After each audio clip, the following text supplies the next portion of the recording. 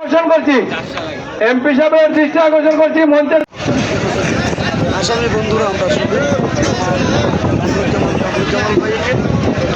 নৌকায় যারা আছেন আপনারা মঞ্চের সামনে অনেক চেয়ার ফাঁকা আছে, দয়া করে আপনারা চেয়ার আসে বসুন।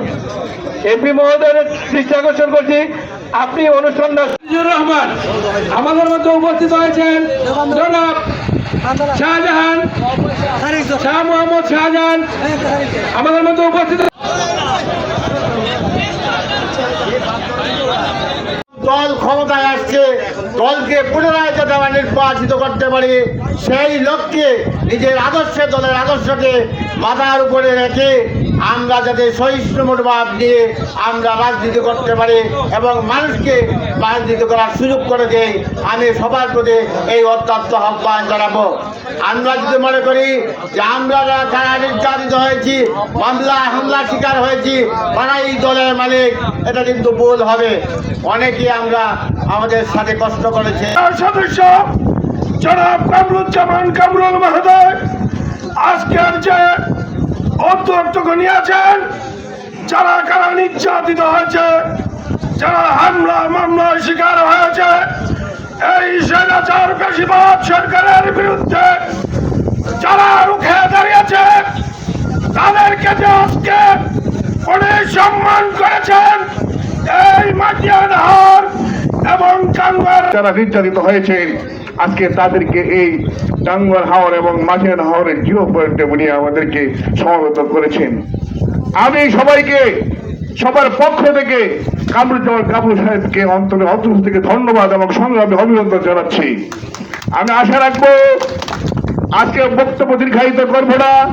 আমি এখান থেকে বলতে চাই, আমাদের এই সুনামগঞ্জ একাশন থেকে যা শুরু হয়েছে, যেভাবে আমাদের মাননীয় সংসদ সদস্য যেভাবে আমাদের কারা নির্যাতিত মানুষদেরকে যে মূল্যায়ন করেছেন, প্রতিটা জেলায় জেলায় প্রতিটা সংসদ এরিয়ায় এভাবে নেতা কর্মীদেরকে মূল্যায়ন করা উচিত। আমরা এই দেশের জনগণ সবাই মিলে বাংলাদেশ জাতীয়তাবাদী দলকে ক্ষমতায় দিয়েছে। আমাদের নেতা জননেতা তারেক রহমান প্রধানমন্ত্রী হয়েছেন। এই চলাটা, এই পর্যায়ে আসা অনেক কঠিন ছিল।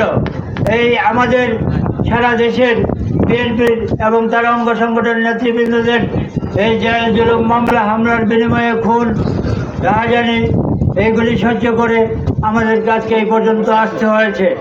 আমি সবাইকে অনুরোধ করব, আমাদেরকে আজকে মাননীয় সংসদ সদস্য সাহেব যেভাবে সম্মানিত করেছেন এবং আমাদেরকে যাতে আমাদের সকল ক্ষেত্রে সেই ভূমিকা রাখেন আমাদের প্রিয় নেতা মাননীয় প্রধানমন্ত্রী জনাব তারেক রহমানের দৃষ্টিগোচর করে আমাদের এই অঞ্চলকে অর্থনৈতিকভাবে সমৃদ্ধ করার জন্য, এই অঞ্চলের মানুষকে, খেটে খাওয়া মানুষকে যেভাবে আমাদের প্রিয় নেতা জনাব বিএনপির চেয়ারম্যান মাননীয় প্রধানমন্ত্রী জনাব তারেক রহমান হাওর পাড়ের অঞ্চলকে যেভাবে 3 মাস পর্যন্ত বিভিন্নভাবে সাহায্যের হাত বাড়িয়েছেন, বিশেষ করে বৈশাখ জ্যৈষ্ঠ আষাঢ় শ্রাবণ পর্যন্ত মানুষকে অর্থনৈতিকভাবে সাহায্য করার জন্য, মানুষকে কৃষি কার্ড, ফ্যামিলি কার্ড সহ অর্থনৈতিক সাহায্যের যে হাত বাড়িয়েছেন, সেটুকু যাতে আপনারা আপনাদের মাধ্যমে আমাদের এই কারা নির্যাতিত নেতৃবৃন্দরা যাতে সেগুলো অটো থেকে পড়ে।